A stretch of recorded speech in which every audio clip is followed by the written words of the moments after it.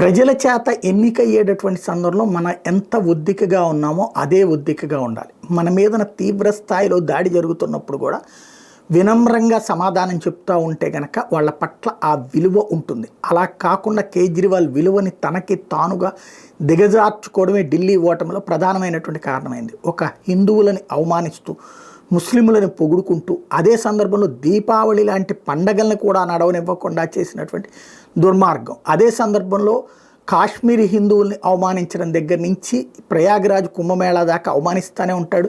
యమునా నదిలో విషం లాంటి ప్రచారాలు, అంటే తప్పుడు ప్రచారాలతో తాత్కాలిక విజయం సాధ్యమైంది అతను.